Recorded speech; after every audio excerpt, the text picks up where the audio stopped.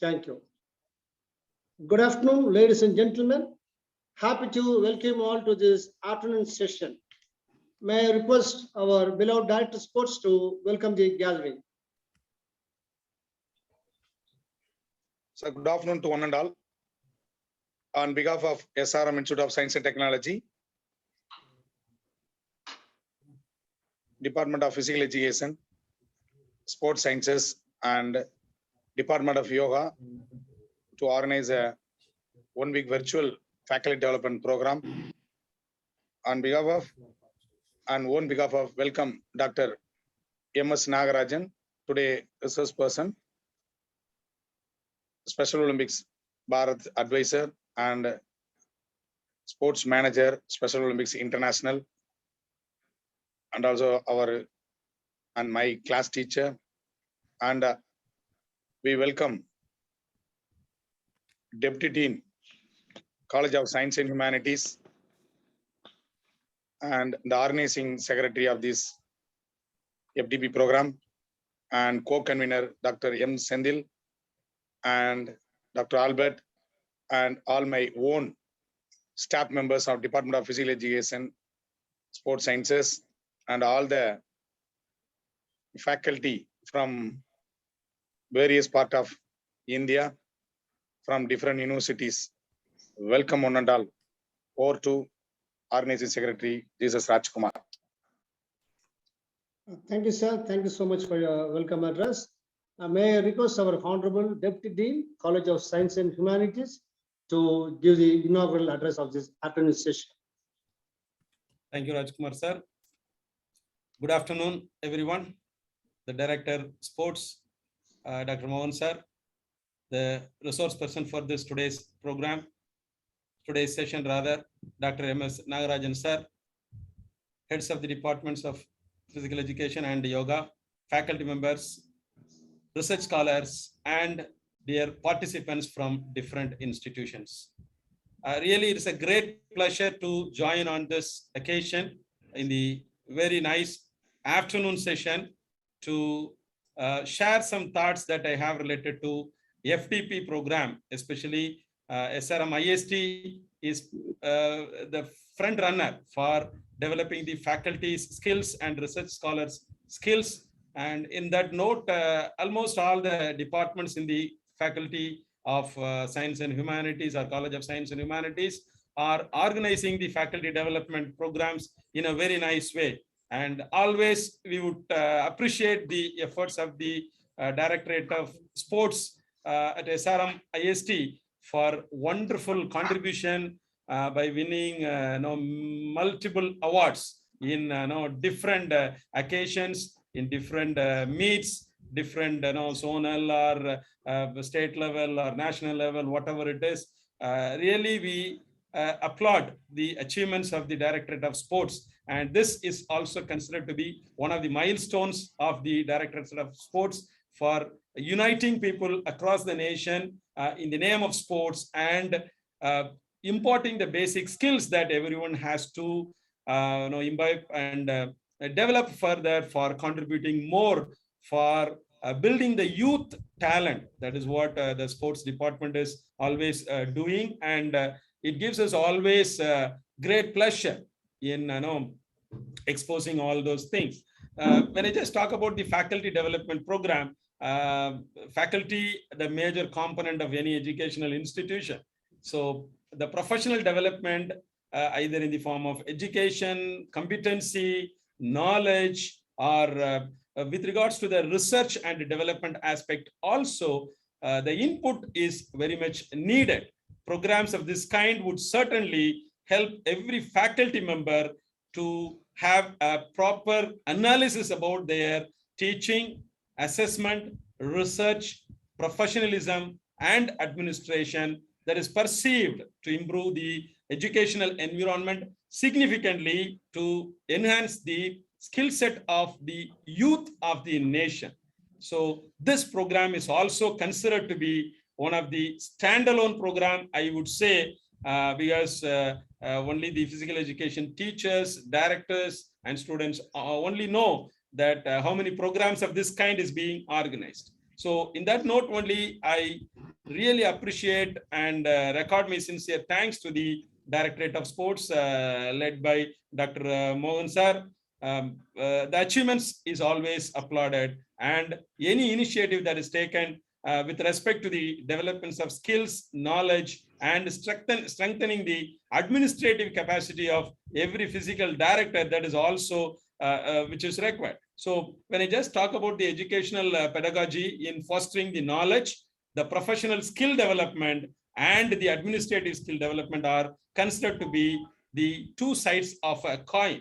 And I'm sure that today's speaker is going to give the valuable input for everyone. And really, I should thank Nagarajan sir for contributing more for the challenged people to come up either physically or mentally, right? Challenged people also to come up in the field of sports and games. And really, with regards to the record shown by the national team, our Indian team in the Paralympics also shows us that remarkable growth is being taken place. And really, this would help and motivate every one of us to contribute in that particular note for contributing this anything that we take up as initiative for the betterment of the youth of the nation, because they are going to be the pillars of the next decade, I would say. So really, this program will be of more beneficial one, and I wish that this has to bring more dimensional changes in the perspectives related to sports, games, and any aspect that is related to it. I thank the department and I congratulate the director for organizing such program. Really, it is a week program, even including Sunday. This program is being organized, and I'm sure that that is going to give a fruitful knowledge in a very interesting manner to every participants. I wish this FDP program a grand success. Thank you so much for having given this opportunity. Thanks to all. Thank you, sir. Thank you so much for giving a beautiful inaugural address, sir. Thank you so much, sir, from the Director of Sports. Thank you. Ladies and gentlemen, it's time to introduce the guest today is Dr. Ms Nagarajan. At least it will take at least half an hour for me to introduce him, because he has a so huge biodata and he's been in the field for the past 45 years. So I just made it very simple to just introduce him to the August gathering. Dr. Ms Nagarajan, the sunshine of the disabled people around the world. He did his PhD Max in Government Arts College, Chennai. Then he did his BPEd from YMCA College of Physical Education, the first physical education in India. He did his MPEd in YMCA College during the year 1980-81. He did his DOM, Orientation Mobility, at YMCA College of Physical Education, and DSO Special Olympics at Special Olympic International Institution during the year 1991. BMS, Mobility Science for the Disabled, at YMCA College during the year 1994-95. He did his doctorate research on adapted physical education and sports for the disabled in India at the Institution of Scientific Department at Postgraduate High Studies, Miami, Florida, USA during the year 2001 to 2004. Nearly 3 research scholars completed their thesis under the guidance and awarded PhD in the year 2012. 4 research scholars completed their thesis under him and awarded PhD in the year 2015. 1 research scholar is pursuing now. And regarding his publications, adapted game and rules for the visually handicapped, cricket rules for Special Olympics, cricket rules for the Paralympics. And 2 people have written about his biography, Life Worth Living, written by Joy in English, and Naga Charitam, written by Naren in Tamil. He has world of experience and ocean of experiences. He has conducted more than 240 coaches training program in Special Olympics at the district level, state level, national level, regional level, and global level. Presented many papers in several workshops, conferences, and seminars. Serving as founder chairman of Paralympics Association of Tamil Nadu since 1990. serving as active member in the Indian Red Cross Society, Tamil Nadu State branch from 2005, serving as member of Theosophical Society since 2002. Thank you, sir. I may request our speaker to continue his presentation. Thank you, sir. Good afternoon to everyone, and thanks, Jesus, for the nice introduction. And really, I'm very grateful to the SRM IST for their excellent and innovative program. And not only this time, continuously they are doing, and especially the Department of Sports and Physical Education and Sports and Research Sciences, and under the leadership of Dr. Morgan Krishnan. And I can see that every day I can see in the newspaper that SRM University, SRM. Won a lot of inter-university competitions, and even in the Kelo India, they did a wonderful performance. And above all, all the persons who are contributed the victorious, meritorious victory to the SRM University. Recently, they have been awarded with the pride of SRM University. That was really a great motivation. And above all, this faculty development program, as our Deputy Dean has mentioned very briefly and precisely, is told about the need and importance of the faculty development program. It is almost like, the upgrading the knowledge of a person's working in the field of sports and physical education. At this junction, I would like to mention, because my area is a unique area, but it is now the need of the hour. Internationally, now the inclusion of persons with disability, inclusion is become a revolution today. Not only in the developed countries like USA and UK or in Australia, and even in the developing country as well as in the underdeveloped countries, now it become the need of the hour, and everybody is thinking of including inclusion. So I'm going to brief you about the word first. The PWD. Next slide, we can go. The PWD, wherever I mention, is the persons with disabilities. When I say persons with disabilities, it is in many disabilities are here. When I come to the detail, now there are about 21. Next slide, you can go. The next 21 disabilities are categorized, and generally these disabilities are categorized.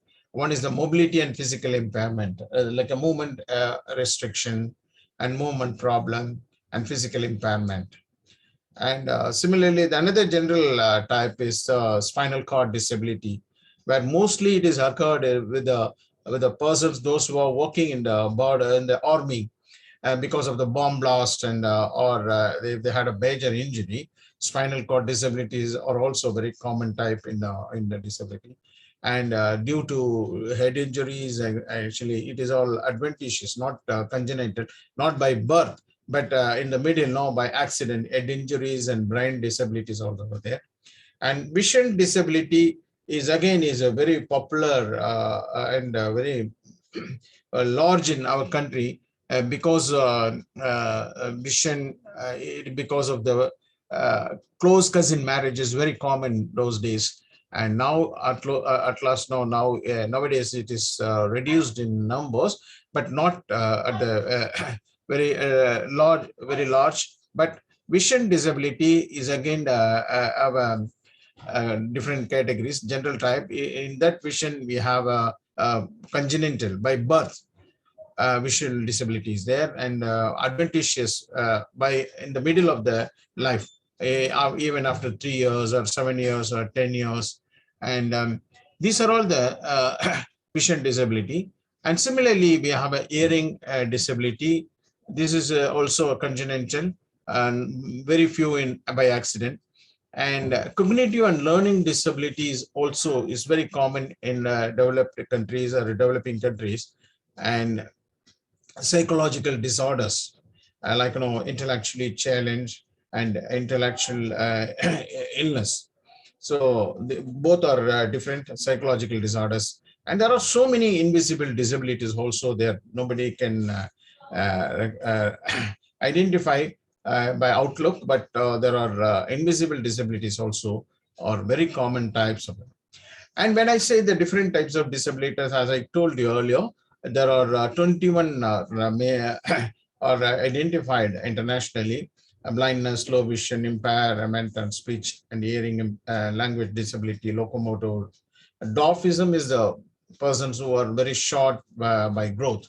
And intellectual disability. Intellectual disability is nothing but mentally retarded, but we banned the word mentally retarded internationally. We are we are not calling them retarded. Retarded is a very very bad terminology to mention. You cannot say one person is retarded, so we are using the intellectual disability. Autism spectrum is another type of disability where the athletes who are the persons with autism is live in their own world. They don't listen or to anybody, even if they're dear and near. They don't listen. They live in their own disability. And there are persons with multiple disability.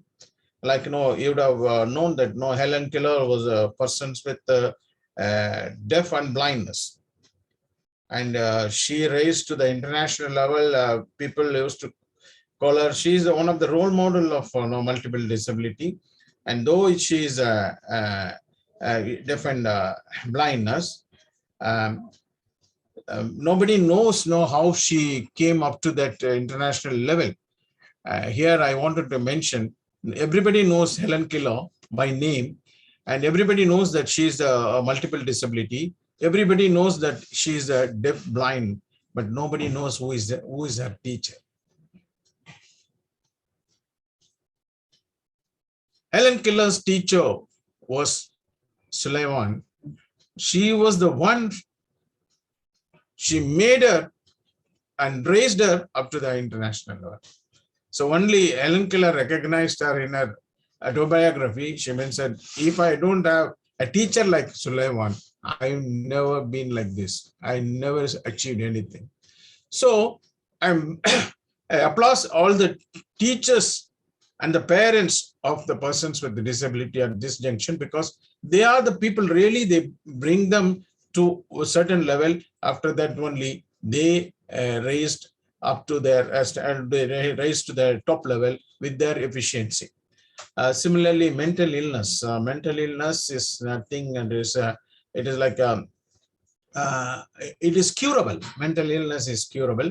There are it is different from intellectual disability, and intellectual disability that is not curable, but mental illness can be curable. And cerebral palsy, specific learning disability, muscular dystrophy, and acid attack victims. There are a lot of, and Parkinson's disease. I have to mention that the world famous boxer Muhammad Ali was affected by this Parkinson. His hands always shaking, and it is a Parkinson. It is also a kind of a type of a disability, and like now the multiple sclerosis, thalassemia, hemophilia, sickle cell disease, and chronic neurological condition and leprosy. There are 21 types of disabilities are identified. But next slide will show you the major categories of persons with the disability is physically challenged, hearing impaired, visually impaired, intellectual disability, autism, cerebral palsy, and multiple disability. These are the 7 categories, or very, very common in all the countries, developing countries and developed countries. And even you may ask, why this even developed countries, you often you say that no, it is common in developing countries. This in underdeveloped and developing countries, the intellectual disability is caused because of the close cousin marriages and blood relation marriages like this. But even in the developed countries like USA and UK and all the other Europe countries, you can see this these disabilities are also very common because of the drugs and because of accidents, and drugs are mainly, and alcoholism is also another common cause for these cases. So these are the 7 major categories, very common, especially in India. Next slide. So as per the World Health Organization, they say any population, for example, okay, if it is a 1 crore people in a country, 1 crore, 15 lakhs, 15% of the population must be with some sort of disability. So World Health Organization is identified 15% of the world population is affected with some form of disability, of whom among this 15%, 2.4 to 4% experience with significant difficulties in functioning. For that, no, I'm say that no, this 2 to 4% is with a very difficult. No, they need somebody's help. Like no, they have a very significant disability. They need support and motivation, and even for the living conditions, as well as even in their mobility, and all these things they need support from the society as well as the near and dear. So in India, you can easily calculate that. The next slide shows you, like the government of India is stated that this was about 4 years back, and I'm not able to, because of the COVID and pandemic situation, they are unable to take the statistics in Indian population. Imagine that 2.6 crore people is affected with a very difficult function. And there comes now, these people are also the part of the society. The days are gone. Now we have a very strong PWD Act.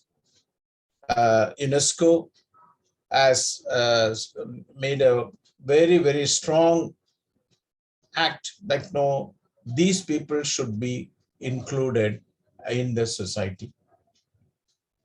They cannot be denied any rights like any other person, so-called normal. I don't know how many of you can say that I'm not a normal person. Personally, I am saying Nagarajan is not a normal person. I am also having some sort of disability. That disability, maybe the degree of disability may be less, but when these people, or when you call it as a persons with a disability, they are legally they are disabled, and by law they have all the rights to enjoy like any other normal peers. So there comes the best people is the parents. Parents first, they should have the awareness to accept this. I've one of the movie called Anjali was very popular in Tamil movie. In that, the child was born with intellectual disability, and parents were so upset.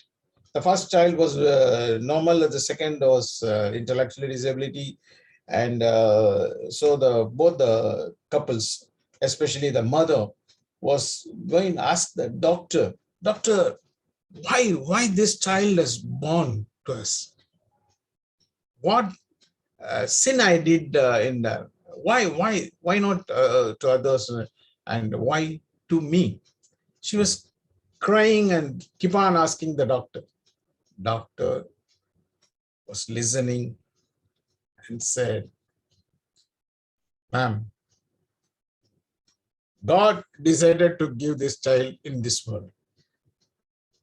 It was decided by the God, but he is searching for the parent. Whom should I give to this child? Whom will take care of this child? Whom will take care and raise this child in the world? So God chosen you. You are the chosen mother. You both are the chosen parents. So maybe for counseling, it may be very sensitive, and but really the parents felt at that time it's okay, but when they come back, every day they are living with the child, and they have taken care so much big things, and really it is a very big process. So I always appreciate the parents for accepting the child and making her to become one of the useful citizen in this world. And the second is the teachers. And the second is the teacher.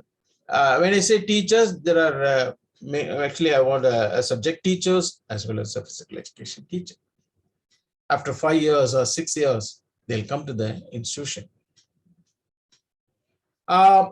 So this is a very, very important aspect. After the 5 and 6 years, 5 years, the child with the parents, and after that they'll bring to the institutions where they're coming as a child.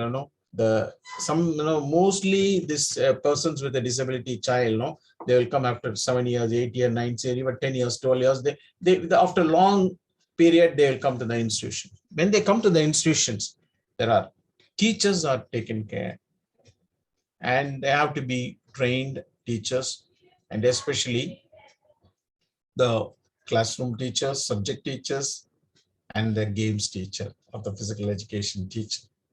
So really, I can say it's art of science.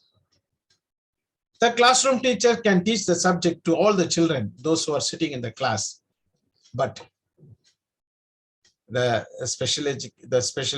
physical education teacher has to, like a doctor, he has to analyze the person with a disability, the child, and what sort of disability he has, and what he can do, what he cannot do, and what is his limitations, and all these things you put into consideration, and he has to develop and implement the program, and also monitoring. It has to be well planned and designed. It is an individual oriented program. You cannot apply the same method and teaching technology to the other person. One may be a visually impaired, or one may be a low vision person, another one is a totally blind person.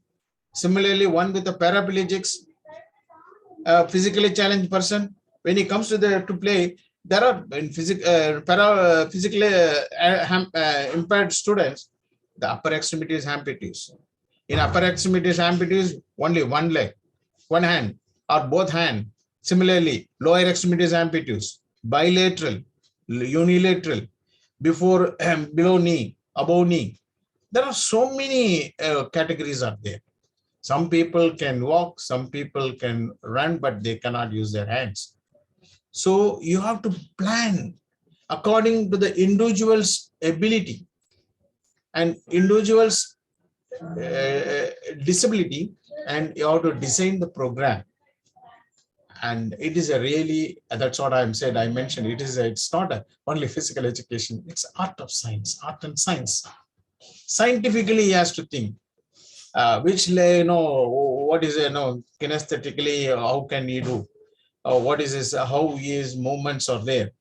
So it is give them based on this adapted physical education, applied physical education with well planning, you can improve their skills and which is necessary for their lifetime. That is, it is a life skills. And they are also, see, you must think that no, people are simply, the days are gone. They will keep like a vegetable in their house. Most of the disabled people were not shown to the society. They accept the child, but they kept it in the house, in a corner, like a vegetable.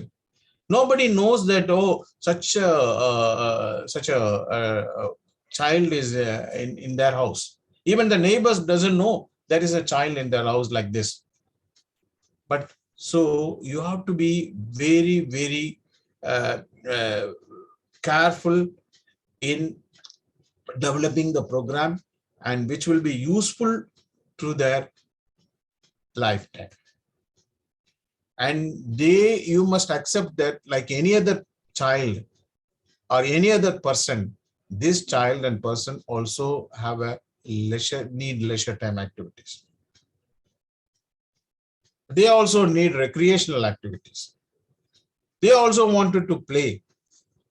They also wanted to sing, dance, and they also want to be physically fit, because the survival of their life is based on their fitness. So you have to develop, oh, for this person is having a totally blindness, or what sort of exercises he should do. So the physical fitness is the base. So all lies on the shoulder of a physical education teacher. See, for your information, I am telling you, the days are gone. There is a special school only for the blind. They call it as a Little Flower Convent, a Little Flower Blind School, or St. Louis Institute for the Blind, a government school for the blind. There is a specific school for the blind.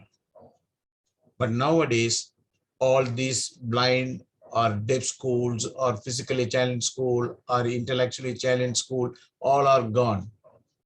Now they are eligible to go to a normal school and get admission, and they can sit with the other normal peers and they can study together and play together and live together. For your information, my friends, if any child, if you approach any institution in India, because India is a very strong supporter of UNESCO's PWD Act. The first country who signed in the PWD Act in the UNESCO is one of the few countries, India is one among them. India has said, okay, we will follow this PWD Act internationally and in India. So they made it very clear. Any child with the persons with disability, if we approach any normal school, whether it's a government school or private school, for your information, they cannot deny admission. They cannot deny an admission. If they deny admission, that particular head of the institution will be prosecuted. Now you will be taken to the court. So that is the strong act they have in UNESCO. So what I'm telling now, this is the now all the slowly, gradually, the special schools for the blind, special school for the deaf, all are closing. Now they have integrated schools. Inclusive education is part and parcel of education program in India. So when they come to the classroom, okay, they have some resource teachers to teach subjects, and their subjects will be translated into Braille for the blind people. And for the sign language, there is a teacher is telling the sign language and teaching the subject. Resource room is, there will be a resource room. They'll go there and they will learn the subject, whatever that they are covered in that particular class. But what about the physical education? So it is a major responsibilities, my dear friends, because this is the where to the uniqueness of physical education teacher. He has to adapt into the normal.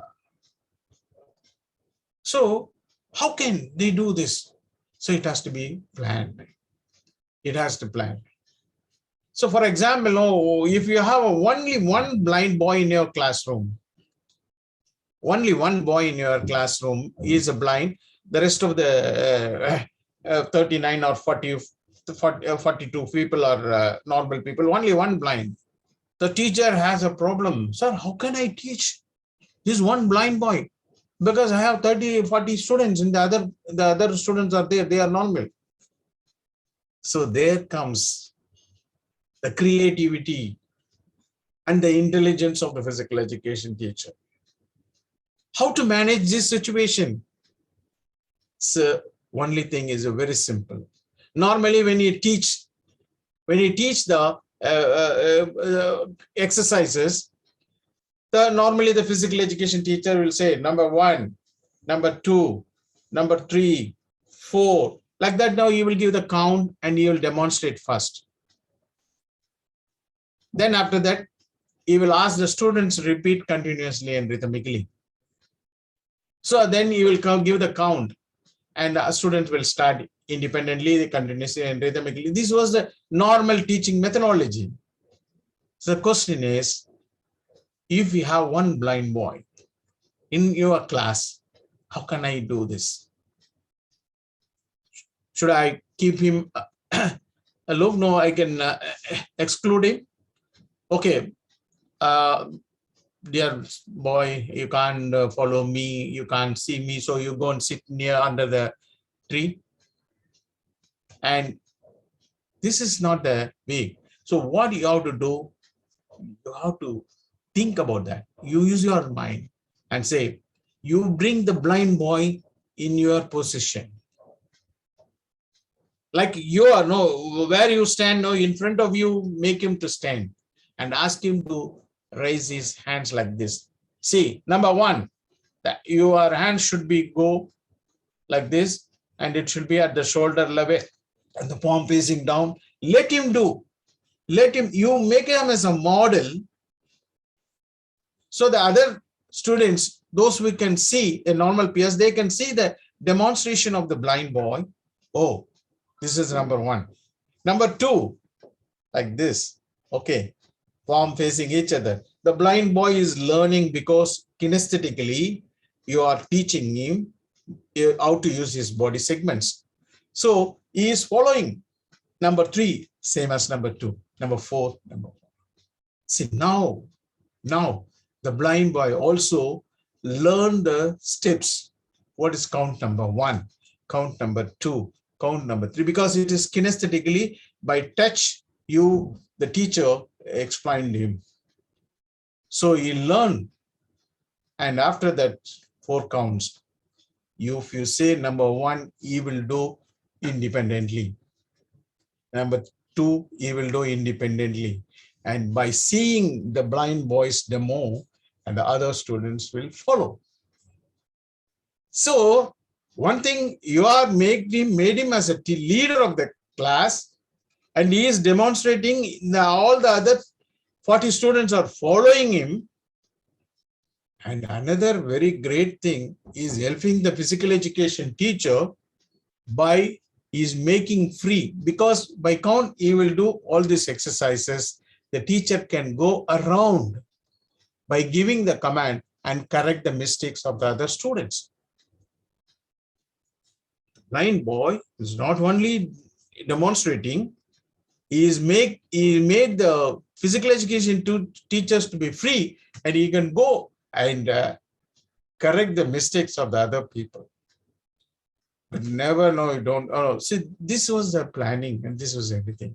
Okay, this way we can plan any program according to their different ability.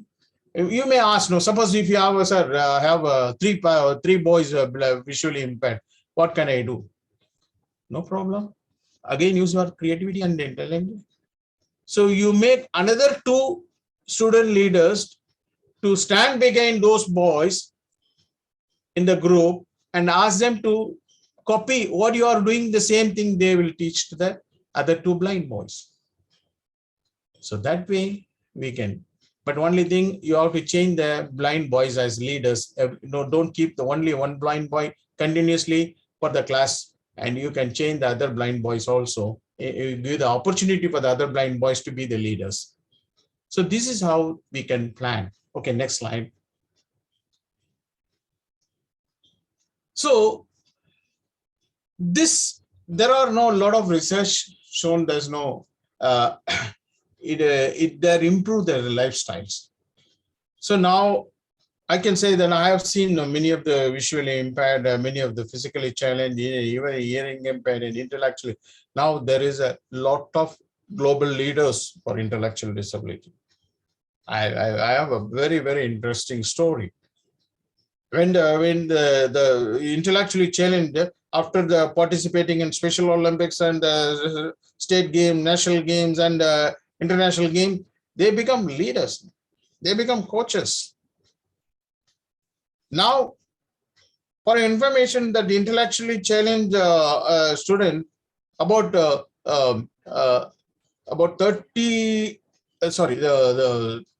17 students are studying BSc Physical Education course in the National College of Trichy. The BSc Physical Education department, every batch now they have 3, 4, 8 students are studying a physical education course. Now they are going to be adapted physical education teachers of the special schools.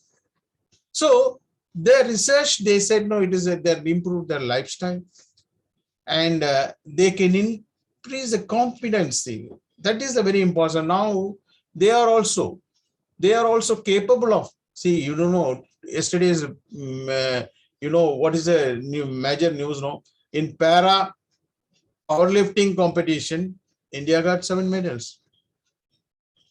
In the normal in the powerlifting competition, India is nowhere. 7 of the para athletes got medals in the international competition. So their competency is improved. And this is not it is not only they develop the skills. No, they develop the gross motor skills, not only the fine motor skills. The blind is only simply reading braille. That is not the skill, but he has to improve the by running with a guide rope runner. The runner, guide rope runner means there will be a rope connected to a runner partner, and they run together, and he will be the guide rope runner. Like that, no, they can improve their motor skills.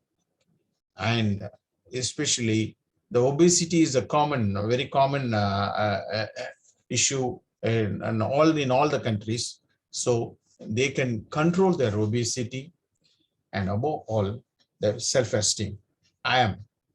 Now there are so many institutions are having so many adapted games. And when I go to the even the Queen Mary's College, the students of the Queen Mary's College, the women students, they'll come and say, "Sir, I am the blind volleyball player." You a volleyball player? Yes, blind can also play, sir. You can see the volleyball players, and you can see a judo world champions in Queen Mary's College of Chennai. If you go to the St. Louis Institute, they'll say, "Sir, I'm a kabaddi player." Oh, you are visually impaired. Yes, we have kabaddi, sir. Kabaddi player. They introduce kabaddi player, tennis player, table tennis player, volleyball player, kho-kho player. So all adopted games. So they're self-centered, and also they improve their social skills, and really they are very, very active.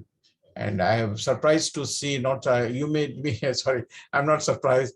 I expected one of the visually impaired, totally impaired, one Mr. Govindaraj is the correspondent of Vivekananda Educational Institution in Madurai. He's a correspondent of a normal school. So what they need, they don't need any sympathy. They want empathy. They want the opportunities. Next slides. So they need equal opportunities. They need dignity. They need recognition and they want to be included. That's what another. They don't want any extra this thing. So the equal opportunities. When the government of Tamil Nadu, they approached me and they had a proposal to have a separate, separate sports complex for the disabled people. And they wanted to, they asked me to give a design for the how to make the sports complex for the differently able people. I said, sorry, please don't think in this way. You put this file into separately and think how to include them in the normal mainstream. He said, what are you saying that? How can they? No, there are, you cannot make each and every district a separate center for the persons with the disability. Even if you made in the one place called Jawaharlal Nehru Stadium in Chennai, if you make one center for the persons with disability, how many people can come and utilize these facilities? Please, heaven's sake, don't do a separate centers for the persons with disability. Please make facilities to approach the normal playgrounds, whatever existing grounds in all over Tamil Nadu. If you have if they have a ramp to enter into the track or basketball court or volleyball court, let them be, you allow them to give the equal opportunities. Let them use those facilities. By every district, every even major towns, they have a corporation grounds or other main sports complexes. You allow them to go in and let them at least watch or let them play and make them to access to those. For your information, I am very sorry to say that that very famous Jawaharlal Nehru Stadium located in Chennai, there is no ramp. Physically challenged people cannot go with a wheelchair, even with the crutches and caliper. It is very, very difficult to go to the pavilion. It was not disabled friendly. So I told them, so make facilities for them to move in so that let them have the opportunity. So the equal opportunity they need. We have to create an awareness, and not only among the parents or the persons. Also, we have to make the decision makers. And similarly, they also wanted to be that they have need dignity and they have to be recognized for what they are doing. And I said inclusion is very, very need of the hour. As I mentioned earlier, the revolution is inclusion. We have to include them. And we have so many potential people are there, not only in the sports field or even in many other areas. Now I can give you a lot of examples. I met one of my friend in Germany. He was a judge. He was a judge and he was totally blind. First I surprised him. Then I said, when they introduced and he asked me, "Oh, Nagarajan, you're surprised that I am the judge?" "No, sir." "Really?" "Yes, sir." "How can you?" Everybody was surprised when I say the judge. Everybody was asking how you have become a judge. Sir, we have a very strong heritage in our country, sir. So we have, we remember that we have one of our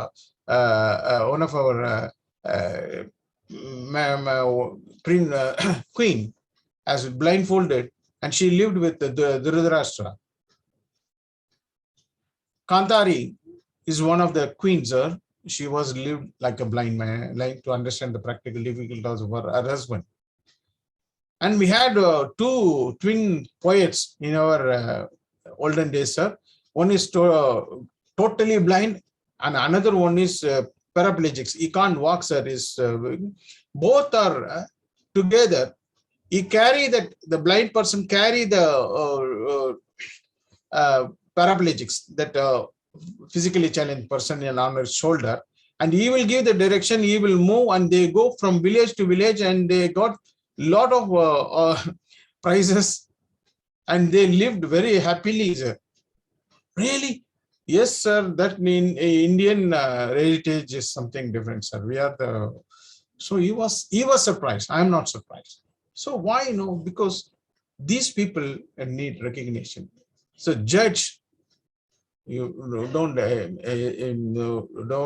surprise, because for our the God of judge, God of justice is with the balance beam, and also our eyes are folded.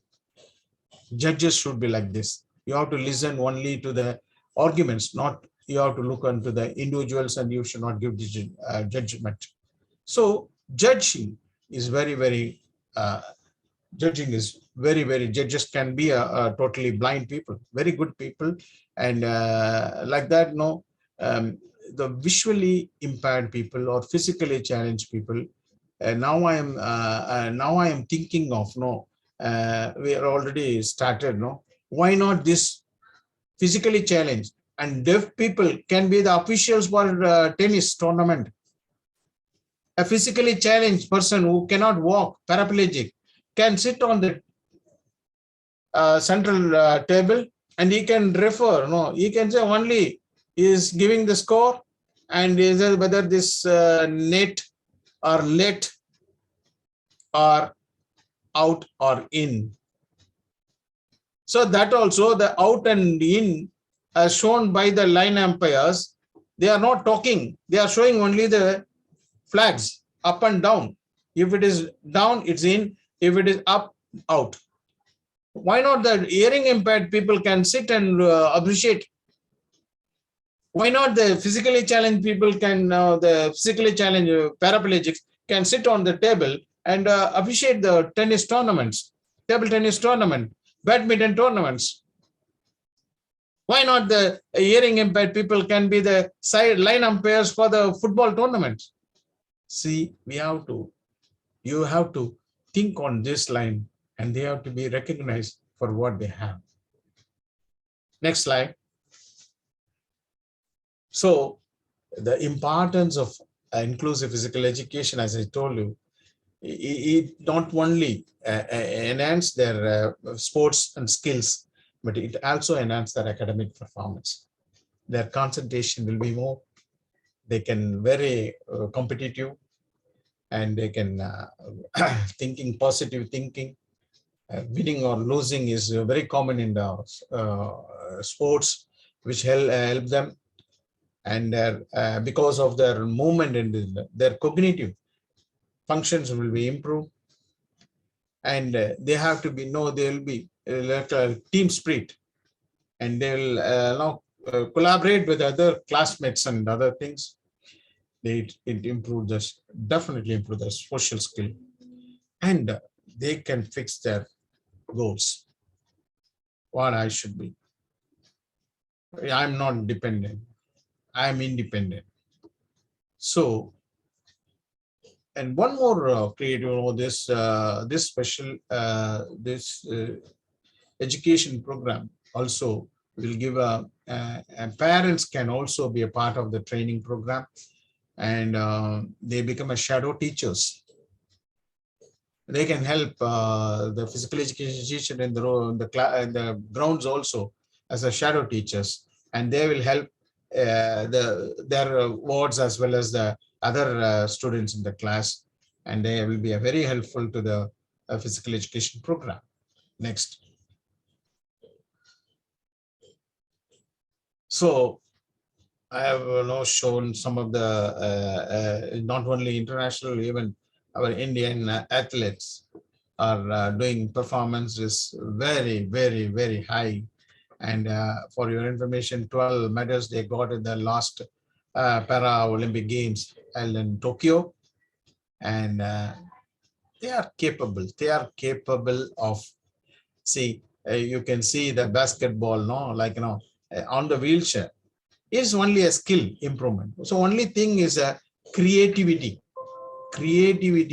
of the physical education teacher or physical directors. They have to, how to involve them in the this thing. Next slide. So the Raji is only 13 years old and he wants to join swim team. He is not a very competitive swimmer, but he is now he wanted to swim to enjoy swimming, and he is a recreational swimmer. And a few years when he started, he has never competed, and after that he has the problem with the he is never competed, but he has an above knee amputation. That above knee, he got a replacement of one. He got a prosthetic leg. It's an artificial leg. Well, you know that kicking is a very important skill in the water. But he cannot, he is not capable of kicking like another swimmer. But you wanted to part of the team. As you know, how he included the other swimmers, and he enjoys his life. Every day he goes, and if one day is absent, all the people are asking and calling his parents, and say, "Oh, what happened to Raju? Why he didn't come for the swimming?" When he goes to the next day, everybody was coming. Hey, why you didn't come for me? No, that sort of the social integration is really, and he is really he has never bothered whether he lost his leg, but he thinks because of that, I lost my leg, but I gained so many friends. That is his. Next slide. See, now how to now people wanted to come and they wanted to help the people with the disabilities, but that is also very important, because you have to bring them together, and they have the happiness of helping each other. So with the, as I told, the UNESCO with the Disability Act, like any other person, the people with the disability has the right to participate on the team. See, now here you can blindfold. You don't know who is really blind and who is blindfolded, with a normal sight and blindfolded. This is a very important. No, there is no difference, but everybody was blindfolded, even with the low vision, a normal person. So that is why sometimes you have to experience this. For your information, I did a course called Diploma in Orientation and Mobility. For that 6 months, I was under blindfold. Morning 6 to evening 6, they'll be blindfolded in alternate dates. 6 months, alternate dates. One day I'll be under blindfold, I'll learn, and the next day I have to teach to the actual blind. Like the 6 months, I experienced the blindfold training. It made me a lot of ideas, and how they feel, and how we can improve, how we can modify it, how we can adopt all these things. So this is the how. Now when people come, make them to the stimulated condition. Even when the normal patient comes, if they wanted to play wheelchair basketball, okay, put them a normal person in the wheelchair and let them play with the physically challenged people. Let them So this way, you can have an inclusion with the real inclusion. Okay, next slide. And the including people with the disabilities, there is a lot of there is the opportunity. So you from this photograph, you can't. Sir, sorry for the interruption, sir. Rajkumar, sir. Yeah. Sir, you want to have some water? You can just have 1 minute rest, sir. I Okay. think you must be very tiring, sir. No. So no, carry on. I finished because I want to have more question session.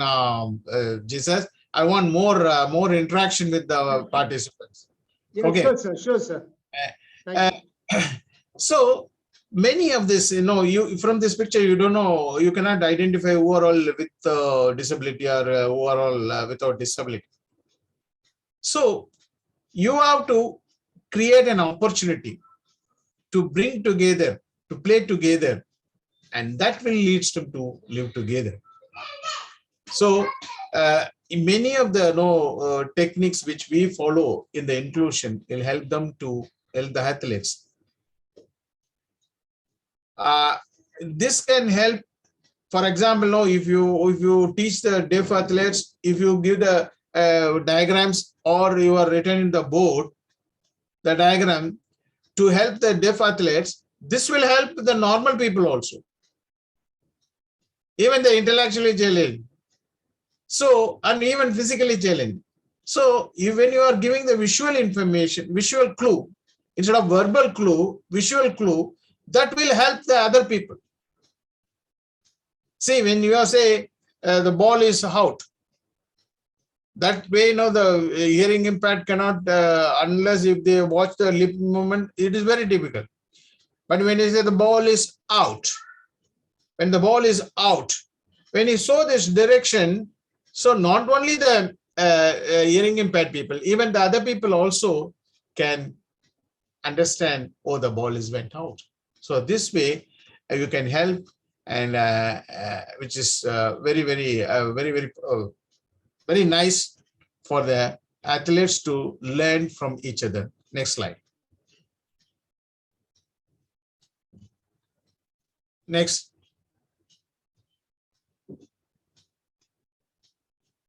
So the focus on the persons instead of disability, you have to the athlete, you have to participate the same reason. See, now there is a picture called it is only a bowling, but the boy who's sitting at the side of the ramp, that is called the ramp. He is actually a neuromuscular disorder athlete. Even you cannot push the ball from the ramp. So this will help when you make this adaptation. The normal children can roll the ball, but this boy only to push on the ramp, the ball rolls and hit the pegs. So this is a very, you can use only, they say he is a competitor. Actually, I saw this one of the competition, the boy who's used this ramp knocked down many clubs rather than the normal peers. There are possibilities. So you have to learn and you have to work out the strategy for achieving the goal. That is very important. Sometimes you have to make your own creativity and with the availability of them. And this will demonstrate that you want all them to improve. Okay, next slide. See, the opportunities for the athletes as a leader, see, now this, it's happened in Coimbatore. You have to provide the opportunities for all the athletes with and without disability in a very in equal manner. For example, as I told you, to make the drills to do, or when you are preparing the relay team, you include them. If it is a 4 athletes in a relay team, you make it as a 3 normal athletes and one with a disabled athlete. So this will demonstrate your team that you have a confidence on the athlete leadership. And they'll also wanted to show their skills with the normal people.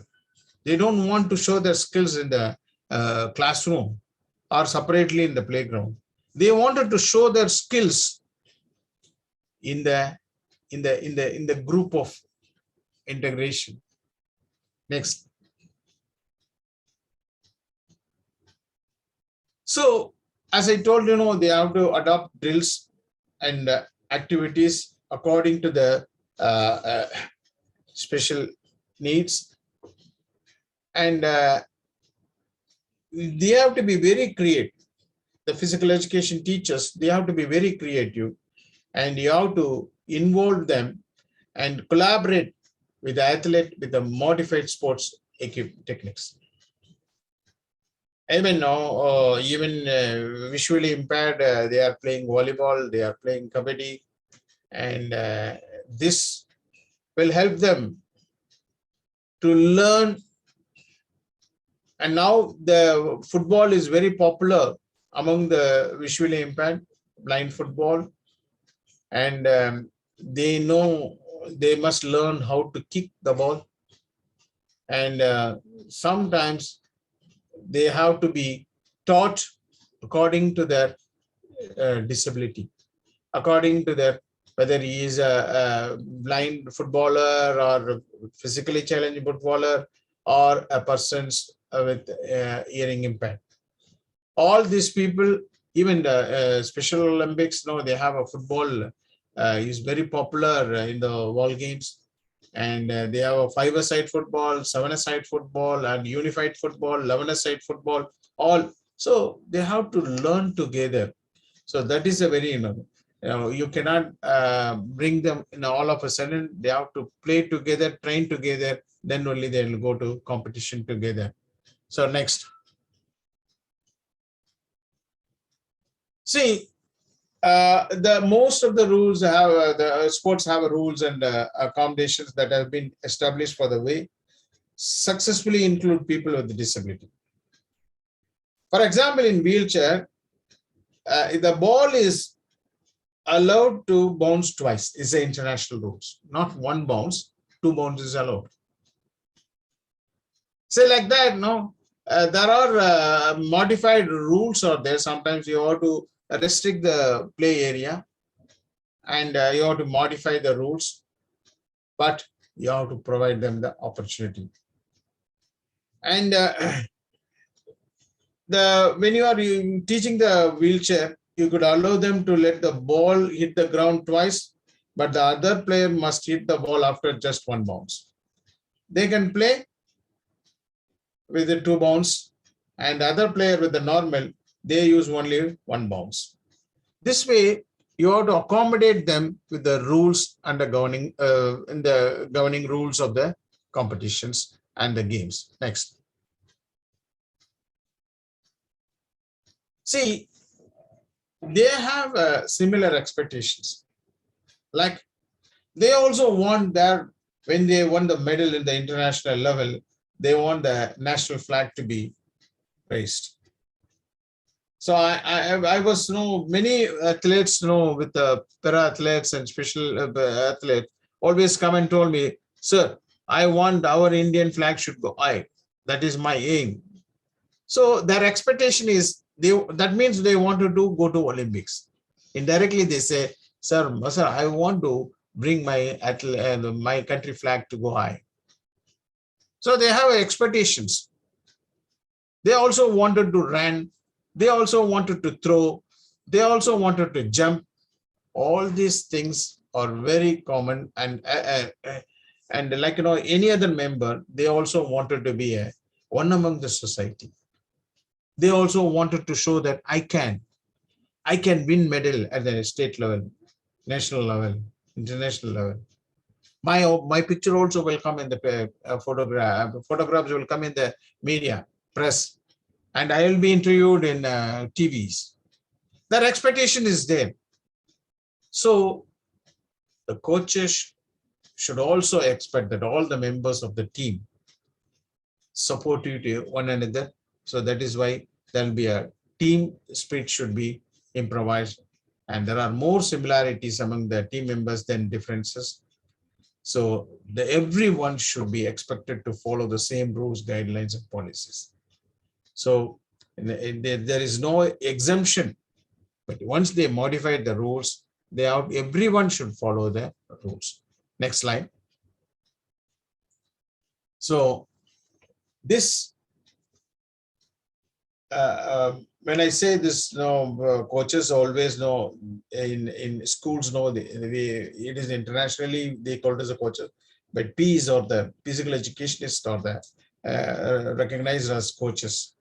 They have to promote independence, and every child or every person with a disability, they should feel that I'm independent. I don't need anybody's help. So independence is very, very important. And they follow they are also that I can also. So that is why the Paralympics is happening in the same track and field where the regular Olympics is happening. But they want the independence. That is why we have to facilitate them to go to the play field, and they have to play. They have to go and pick whatever the game, like suppose if you want to take the football, okay, let them play football. If they wanted to play basketball, let them play. So they have to be independent, and that opportunities should be created by the physical education teachers. Next slide. So always these people, they want to seek advice. Advice from the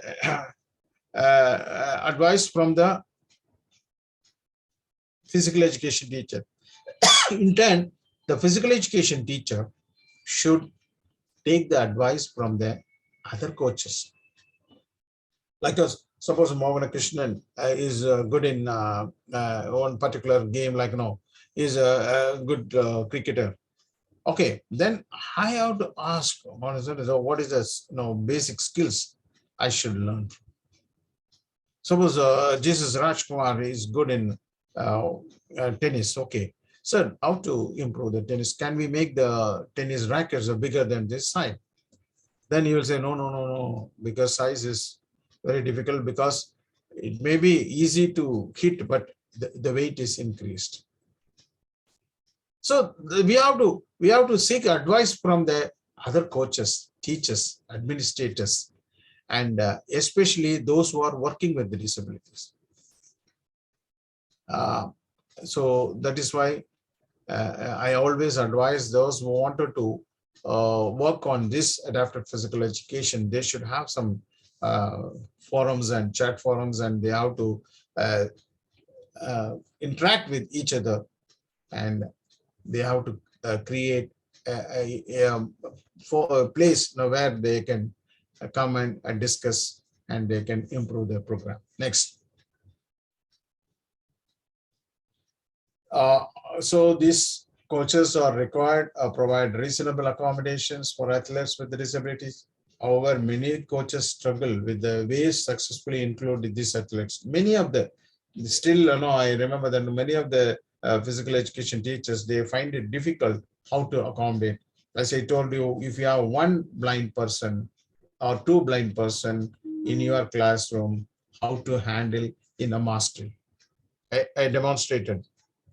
So you have to develop the environment, and you have to creative, and though you can you can recognize, even though they are visually disabled, their abilities, don't look at their disability. You see the different ability. They may be disabled, but they have a different ability. That you recognize that different ability and use them. Next. So now I'm come to the very, very important point that unified partners in inclusive physical education and sports. The unified partners are individuals without disability. Unified partners are the persons who is going to be joined together and play together with the, like, if it is a badminton for the physically challenged, paraplegic, no, their legs are okay, one hand is down, one hand, you don't have one hand, is upper extremities amputee. He has one hand, and he and another player, unified partner, he can play with as a partner. In Special Olympics, unified sports is one of the world championship competition. The persons with and without disability, they can play together, but only there is a thing is the ability should be the same. The unified partner cannot dominate the athlete and unified partner. Athlete is persons with intellectual disability. Partner is the persons without intellectual disability, but both should be equal ability. Equal ability is very, very important. And they have to train together and they have to compete together. So next.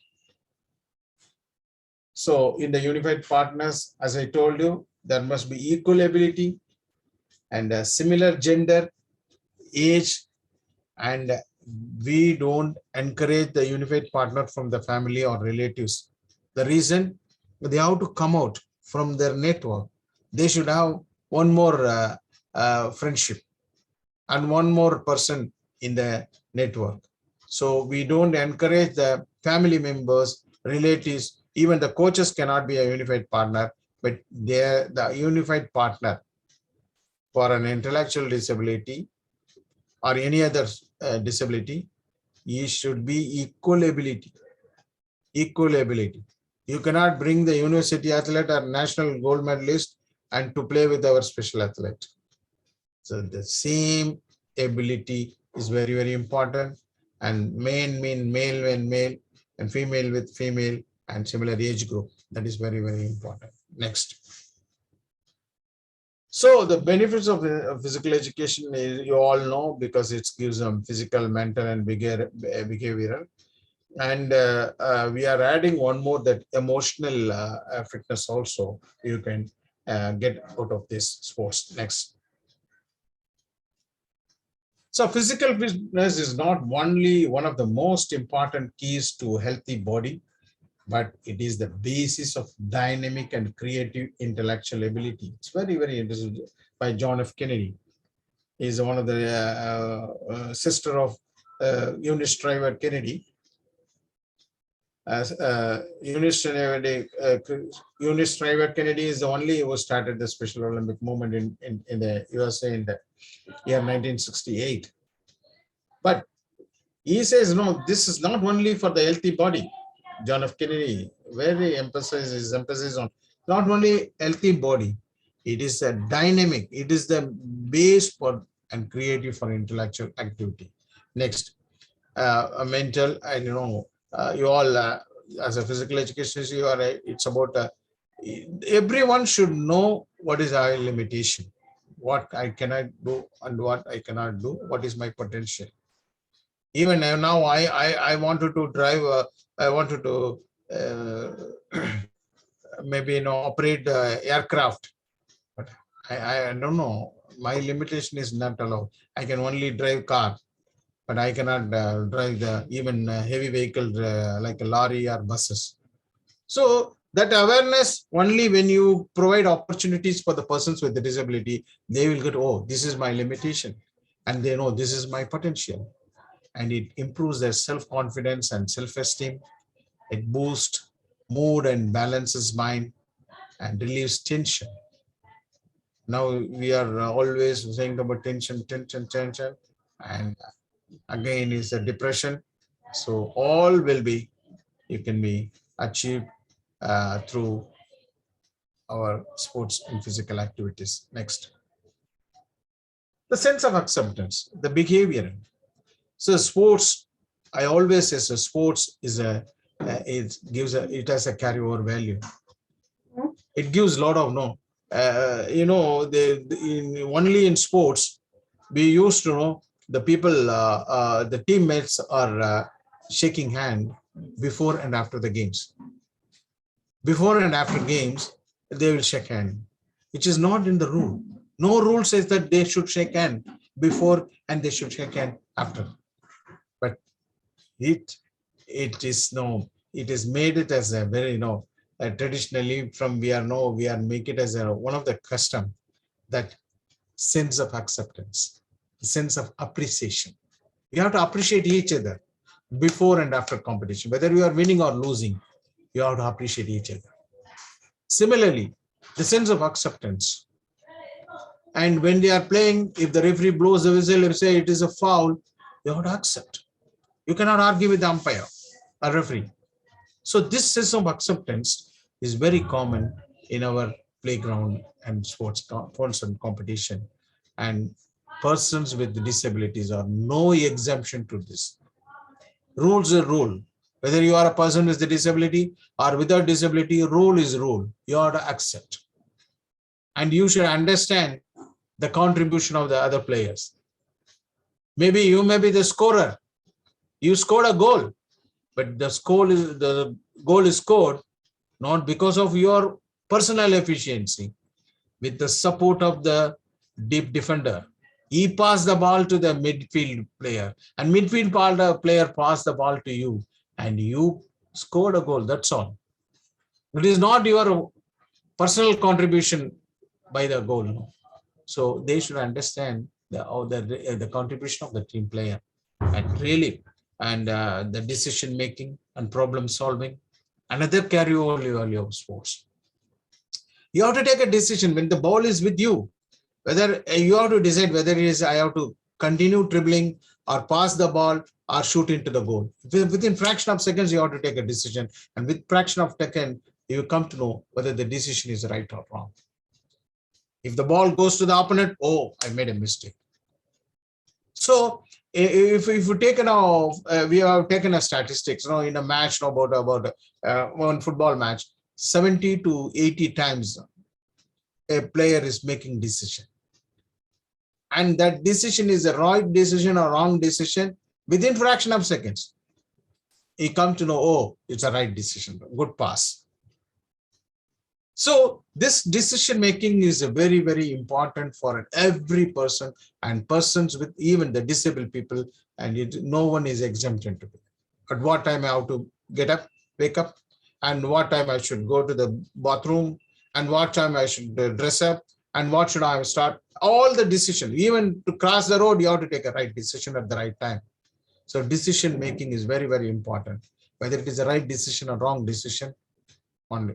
So you get an ample opportunity in the play field, in the playground gives you, and it is common for not only for the persons with the disability and without disability, it is a very common. And similarly, task-based behavior and encouragement with peers and greeting each other, come on, play. No, winning or losing is a common in sports, and that way that promotes engagement and also increased attention span, and really finally the sportsmanship. It's nowhere, even in any classroom in the subjects, you cannot have this. Only if you get a good marks, the teacher will appreciate. If you get the bad marks, no. But in play field, everybody is the same. Team is team. And that way, a lot of behavioral acceptance changes will take place through sports activities. Next one. So the degree of disability is very important.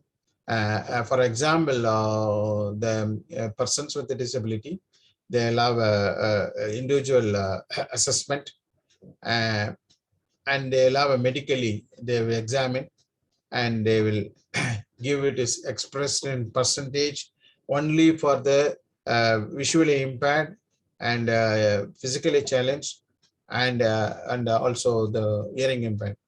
But the intellectually challenged, their IQ is determined by the different way. It is not in percentage. And that degree of disability is very important. For the intellectually disability, there's a chronological age divided by mental age into 100.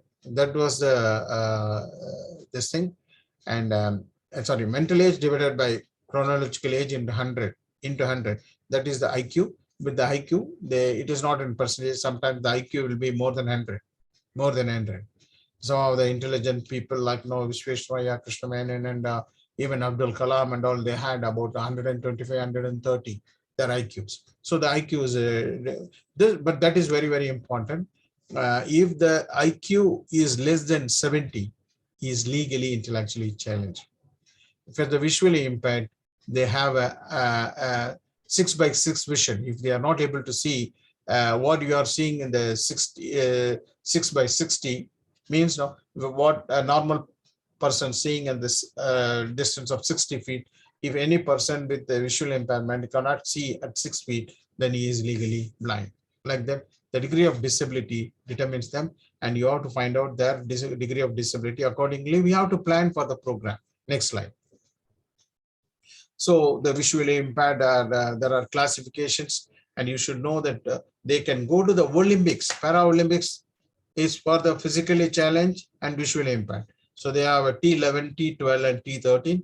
T11 is the totally blind, T12 is low vision, and T13 is the partially sighted. Next, when you come to the physically challenged, they have a sitting group, standing group, amplitude. Amplitude is they lost their vision, leg or hands, and cerebral palsy, and dwarf is the level low, their growth is very short. So these are all the classification. From 51 to 57, it is a sitting group. In that, again, according to the sitting group, they will assess the spinal cord, this thing, and the stability of the spinal cord, and they will be classified either 51 or 52, 53, 54, 55, 56, like that.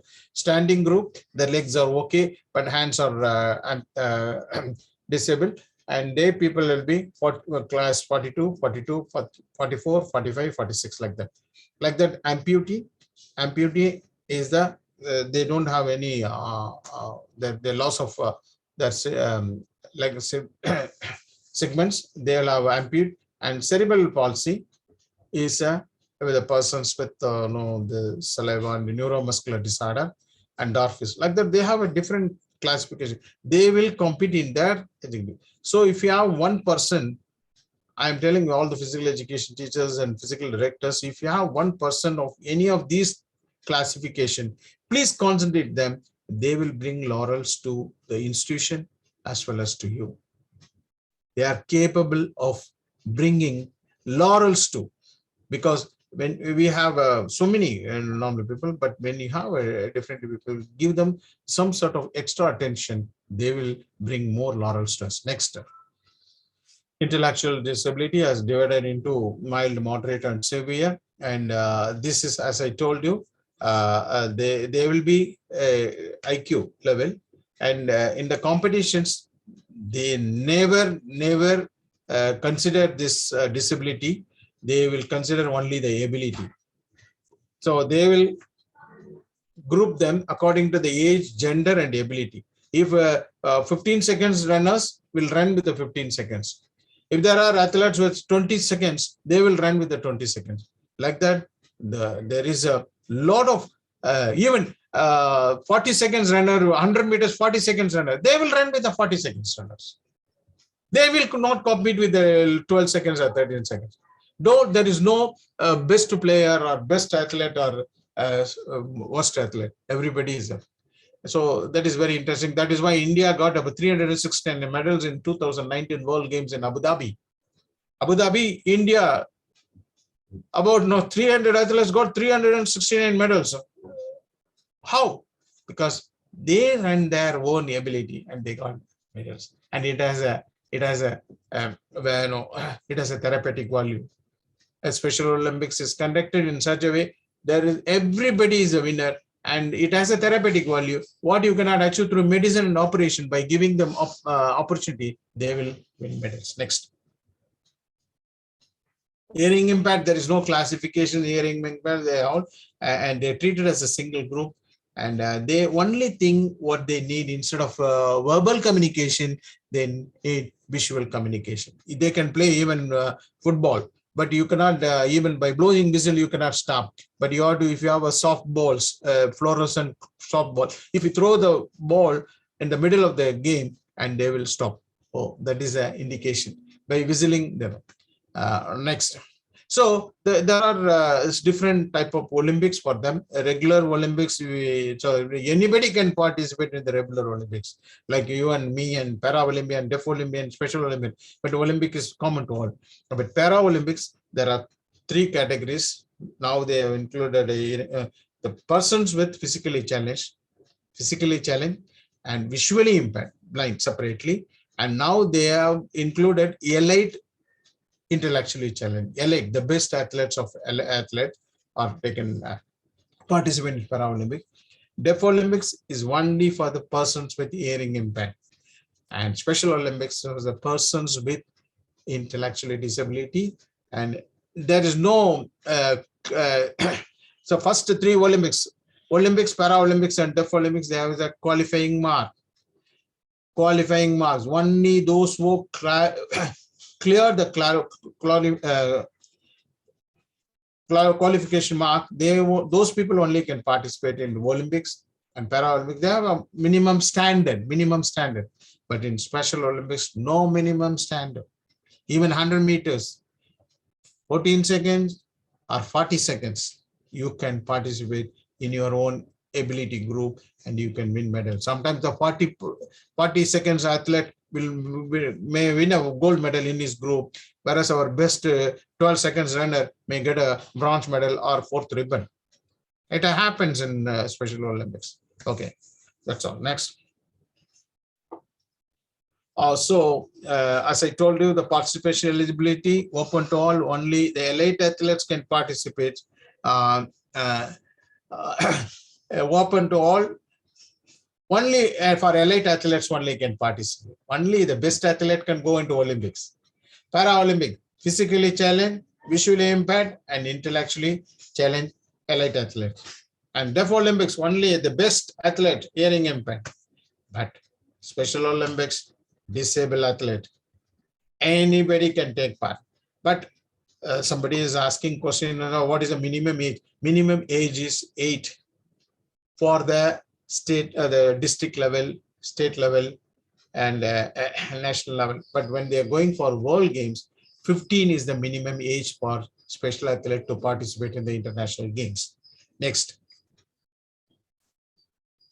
See, you can see the video clipping of the how they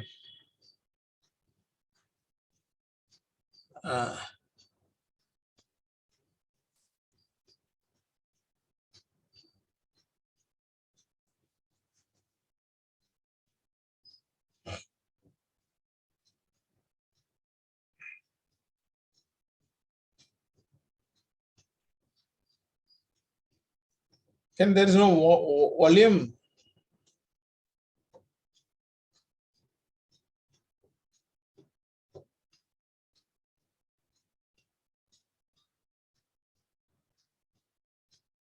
Audio is failing.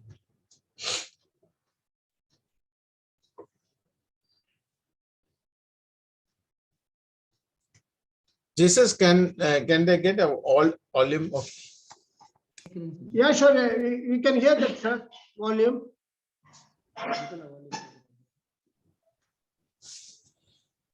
Can you with the audio? It will be very nice. Okay, sir. I will tell the host, sir. Please wait for 1 or 2 minutes. I will tell the host to see what's the problem.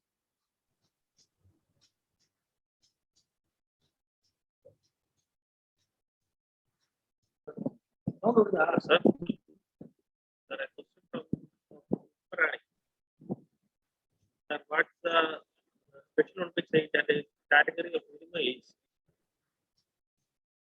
age from the Special Olympics? Okay. Proceed. Time is only about.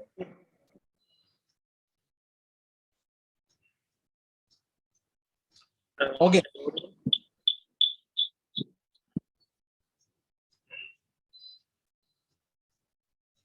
சூரிய Ajith, உன்னோடதெல்லாம் sound வைக்க முடியும்.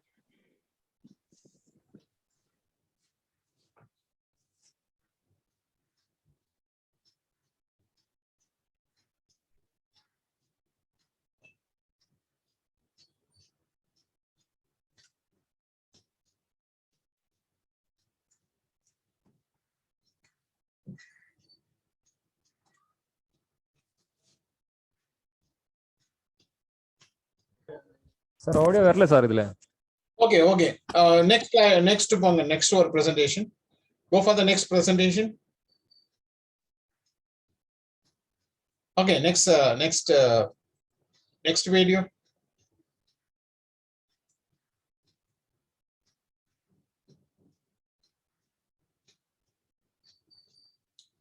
Next video, Sujit. Sir, 1 minute, sir.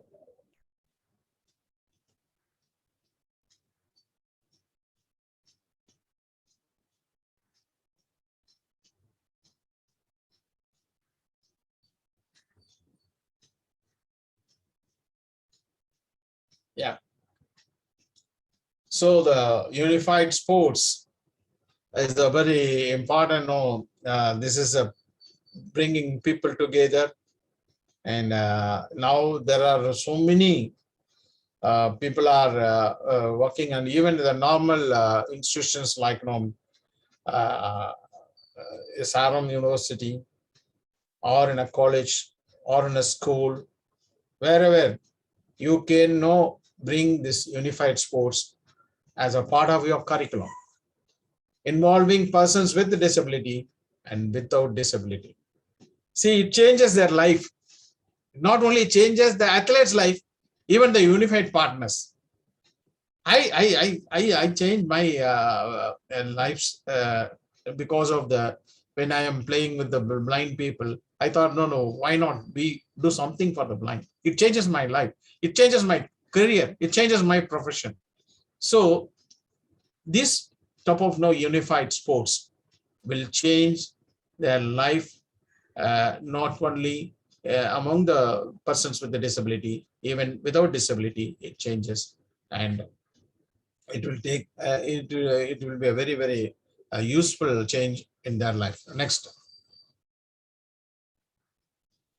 So the in the physical, see that social inclusion through IP and sports, Special Olympics, and even Paralympic and Deaf Olympics, promoting social inclusion through sports training and competition experiences. Through unified sports, it joins people with and without intellectual disability and other disability on the same team. It was inspired by simple principle: training together and playing together is a quick path of friendship and understanding. See how the children are enjoying. Okay, next. So, okay, any question answers from your side? Welcome. We have about 20 minutes or 15 minutes. Dear participants, you have any questions, you can just post in the chat box. We will ask the question to sir. He will answer you all. We have a question from Dr. Merlin from YMCA College of Physical Education. Sir, shall I ask you the question, sir? On behalf Yes. of Dr. Merlin. So what are the barriers of disability in sports? Barriers. Barriers, yeah, barriers. Actually, there is no barrier. Barriers is persons without disability is the barriers. No, because there is no barriers, there is no boundaries, nothing. So only we have to think to include them.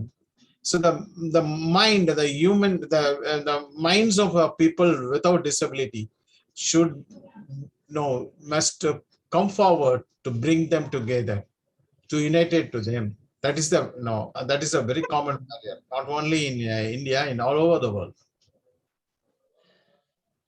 Okay, sir. So here's another question too. Why sports are modified for disabled people in India? Not modified, huh?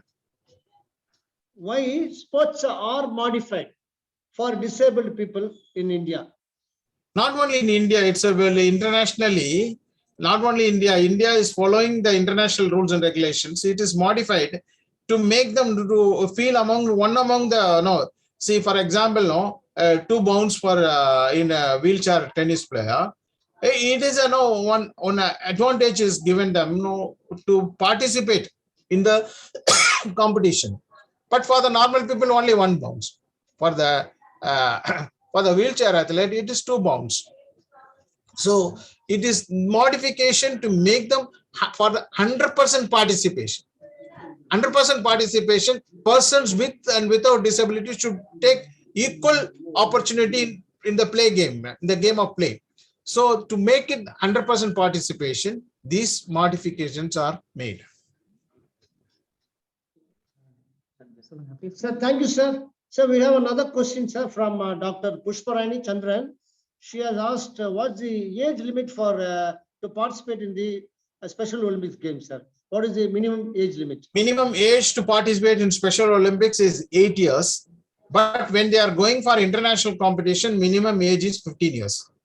So at the local level competition, district level competition, state level competition, even at the national level competition, they can have up to 8 years the minimum age. But when they are going for international competition, because there they cannot take every athlete 1 year card. So they want as their living condition, they have to take the life skills, individual life skills. So 15 is the minimum age for international competition. 8 is the minimum age for the local competition. Okay, sir. Thank you, sir. Sir, we shall wait for another 2 minutes, sir. I think our participants are just preparing questions, and most probably within 1 or 2 minutes, we might get more questions. Please wait for some time, sir.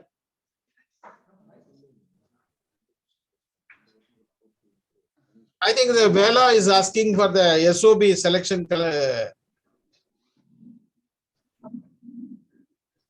Yes, sir. You can answer this question, sir. The To Dr. Vela. Vela is asking because he knows that answer, but he wants everybody to know when the selection trials for the Special Olympics, it's a random selection.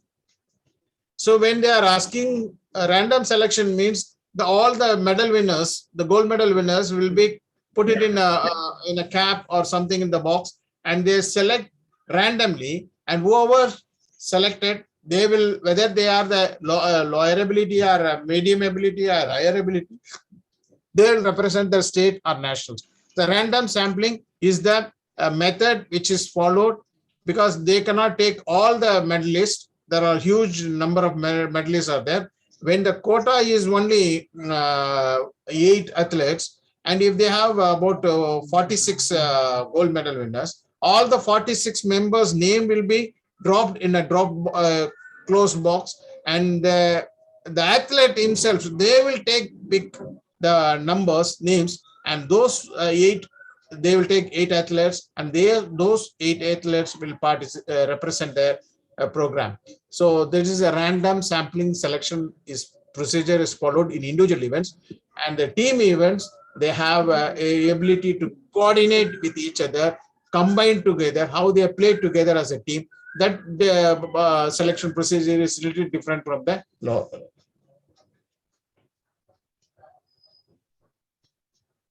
Hello. Yes. Sir, we have another question from Mr. Pradeep. Yes, sir. Yes, sir. He has a question like this, sir. What is the minimum and maximum age limit for Deaf Olympics, sir? See, the Deaf Olympics, there is no age. They have only the elite athletes, the best performance. They have a minimum standard to participate in the ball games as well as in the Olympics. So if they have suppose 10 seconds is the minimum for 100 meters. Those who are cleared that 10 seconds or 10.5 seconds, they are eligible to participate. That is only for the elite athletes.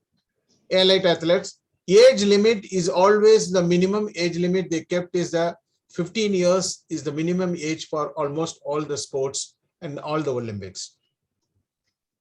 Except in gymnastics, the younger age people are encouraged previously. Now they also made in the Olympics, regular Olympics, minimum age group is 15 years.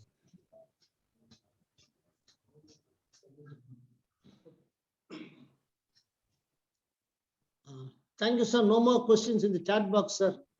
I think you can end this session. I think you must be very tired.